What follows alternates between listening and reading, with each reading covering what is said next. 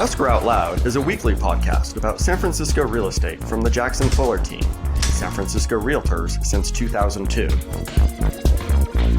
Show notes with links are at jacksonfuller.com. Hi, Kevin. Hey, Matt. How are you? I am well. So you are the owner of Park North Real Estate here in San Francisco. Yes, I am. One of San Francisco's newest independent brokerages. And one of the last ones. Congratulations. How did this come to be?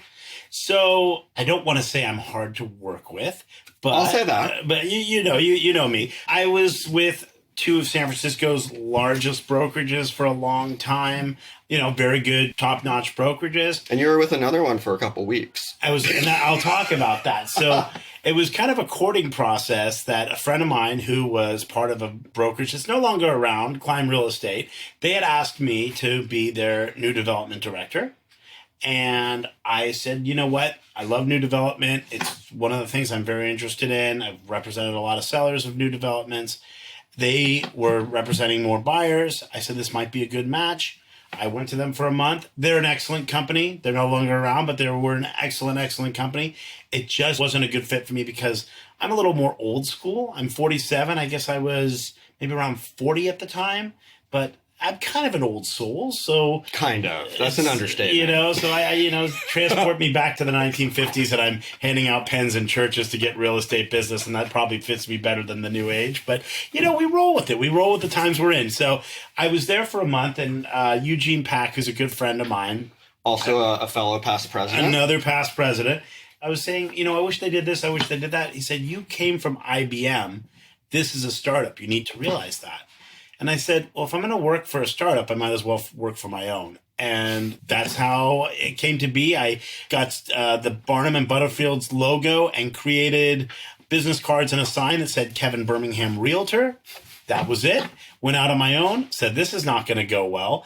People want to see the big name. And lo and behold, no one cared what company I was with or that I wasn't with the company. And that's how this came about. I decided I always wanted to be a broker, so I would pick a name, and I chose Park North Real Estate, even though my office is Park South, so I'm south of the park, so that, you know, just let's confuse people now you're a little confusing bit. parks. Yeah. But I said, you know what? I wanted a name that was generic. I didn't want to be Birmingham Real Estate. You know, I didn't want to be I worked at Brown and Company when I first came in. And Are you making some comment about Jackson Fuller Real Estate's name? No, you guys are a super team. I always felt that if you had the name, then it's like, oh, you're working for this person. Whereas if it was generic, you didn't have that. I wanted something that sounded luxurious, the way Pacific Union. I always loved that Pacific Union name. And it came up with Park North. And funny enough, as you know, it used to be briefly the name of a neighborhood in San Francisco that's now named Nopa. And before that was North Panhandle. So they tried to change it to Park North. And I said, you know what? I like the name. I'm going to stick with it. And that's how that came about. So, and I was actually driving in my car one day through the neighborhood, and the car GPS showed the neighborhood name as North Park. North Park. Like, you know, neighborhoods change in San Francisco constantly. Neighborhoods change in San Francisco. We were talking last week. We have an office meeting once a month.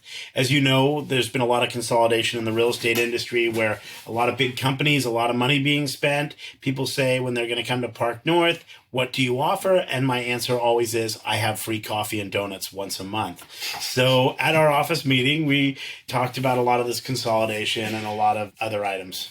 So, and it's actually a great point. You know, while Park North is a new name on the scene, Jackson Fuller, another new one. In the last 2 years, there have been a lot of independent brands that are no longer. So, but I think this is not, you know, this sounds weird, but I always say that the San Francisco I grew up in is in Colma, right? It's not here anymore. It's my grandmother. It's passed away. It was lovely. I loved it. It's not here. The city I live in is not the San Francisco I grew up in. So you're a rare creature. You're actually a San Francisco native. I am. You're a westsider. I grew up in the West Portal neighborhood, but we said the Sunset. You know, everything in this side of town was, at that time, it wasn't, oh, this is Parkside, this is this is that. It was the Sunset. Everything is the Sunset.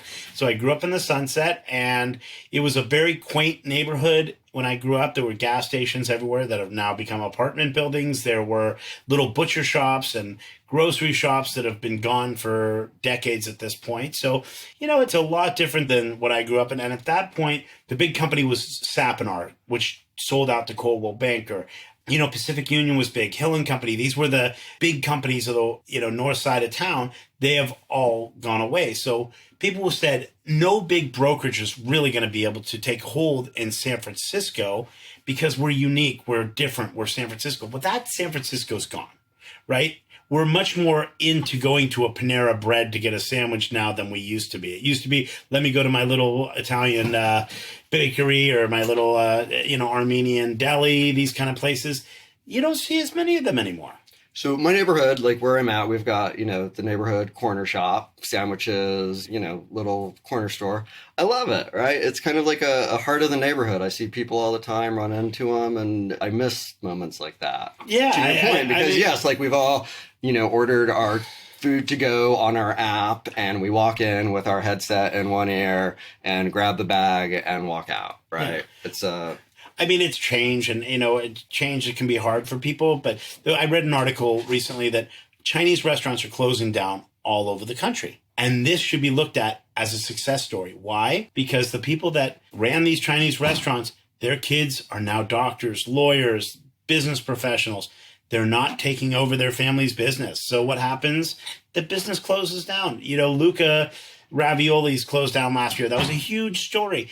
The gentleman that owned it was in his 60s. I'm sure he was very tired of getting up at 4 a.m. to get in there at 5 to take deliveries. And you can only do that for so long. So, everyone gets tired when it comes to business. As you know, in real estate, a lot of the people that were the legends when we first got in, they're not doing very much if they're doing anything at all. I think of someone like Sue Bowie that dominated Noe Valley, and she's still doing sales, but it's not to the level that she used to be.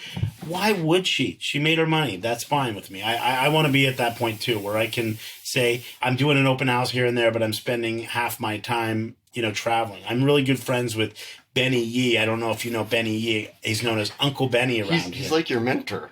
He is. Like an idol. He is in a way. And he used to run a 60 realtor shop out of Chinatown. He's across the street now. It's him and his daughter at this point. And he was the chairman of the redevelopment agency. He's, friends with Dianne Feinstein, Newsom. You name the politician. Does he really want to work that hard? But he wants to work enough. So I always kind of say, that's my goal. I want to be Benny Yee when I'm 70, 80 years old. I want to still sell a few houses. But, I'd like to go on a cruise with my wife. Although I won't go on a cruise this week with coronavirus. So that happens. There you go. So what's your prediction for San Francisco real estate this year? A week ago, it was different than it is now. I think generally the San Francisco real estate market, it's almost like, it's like the Olympics, right? You have A, B, and C. You have your gold, you have your silver, and you have your bronze. Your gold neighborhoods always hold up. And, let's say Noe Valley, Pacific Heights, that's your gold neighborhoods. Your silver neighborhoods, whether it's your West Portals, your Inner Sunsets, they do very well. Your Glen Parks, your Excelsiors, let's call them your bronze neighborhoods, your Visitation Valley. They're where the starting point is. Right now, they're doing better than most, I'd say, because of an affordability price point. And when you start to get into the more expensive homes, they're a little slower. But hey, if you're the shiny penny out of all the $7 million homes, you're going to get bought. But I think the sweet spot continues to be the under $2 million price point, which let's say that's the Sunset Richmond district. That does really well. You're seeing 20 offers over asking on properties like that. You're not seeing that on a $7 million Noe Valley home. There's a lot of money in this town. There's a lot of buyers in this town. And, I always say there's this myth that everyone's leaving California. Well, for all the people that are leaving California, there's so many more that are coming in. Yeah. And the ones that are coming in are not the blue collar people I grew up with. They're people with money, and they have a lot of money. And I think this is not just a San Francisco phenomenon. This is a worldwide phenomenon. If I go to where my father's from, my father's an immigrant from Ireland. He's from a town called Milltown outside of Choom, which has been around for 1,000 years. Nobody wants to live there. But if you go to Dublin, the home prices are €1 million plus euros. Everyone wants to be in London.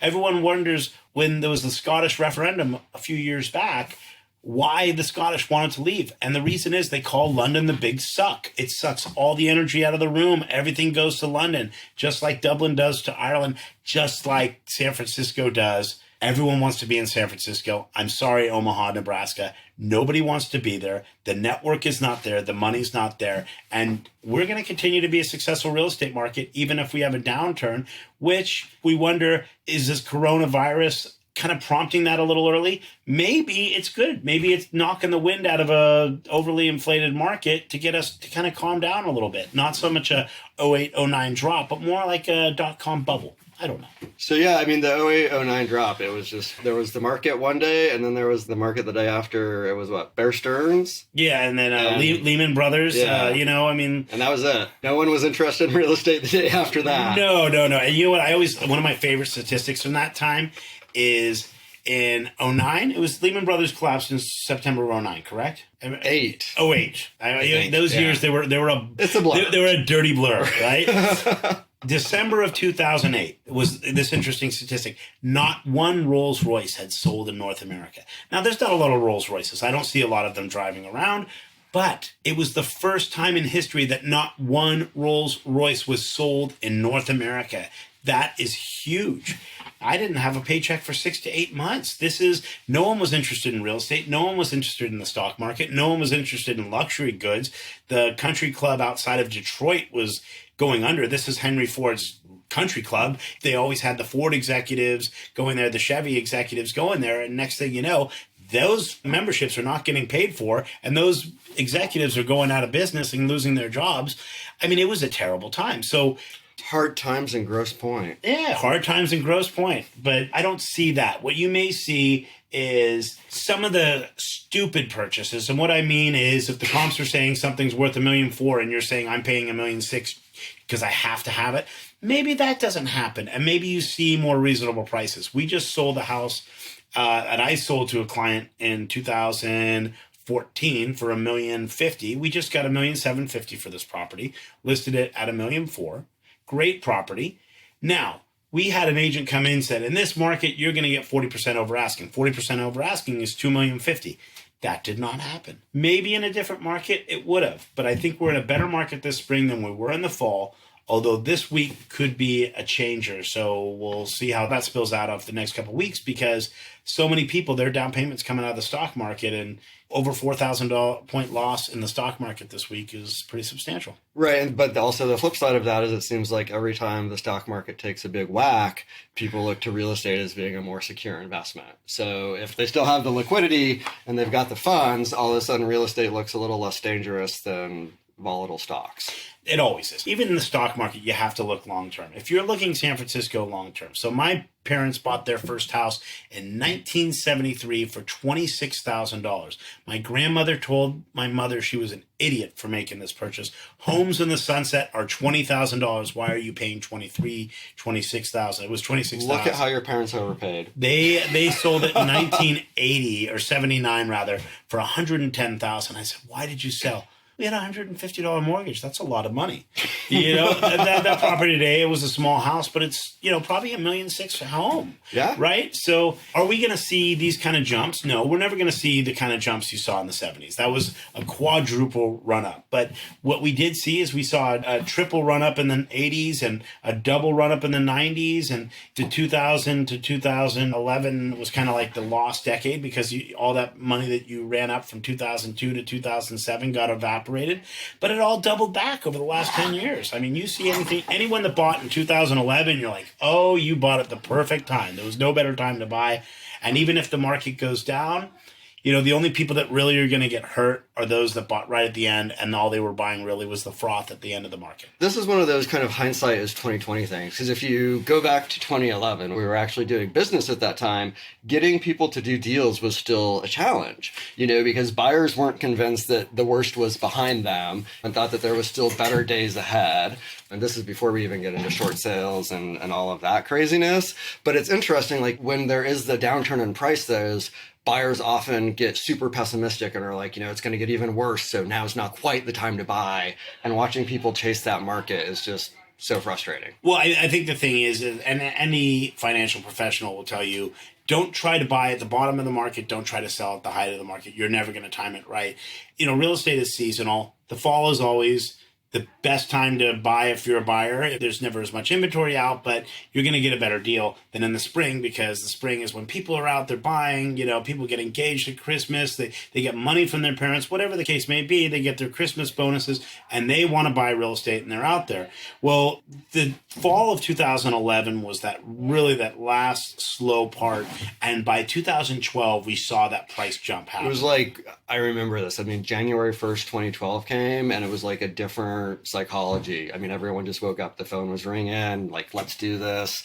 People were interested in everything again. Again. I had a client. The Millennium Tower sold out finally. Yeah, I had a client that, they wanted to buy, and they wanted to buy in the Sunset under $900,000. And in the fall, they would have been able to do that. But in the spring, they weren't. I mean, there were still deals out there in 2012, but there wasn't much. And by that point, 13, 14, 15, these were gangbuster years, and they all went really up until about 2 years ago when we first saw the market kind of leveling off, which is at the point that we are now.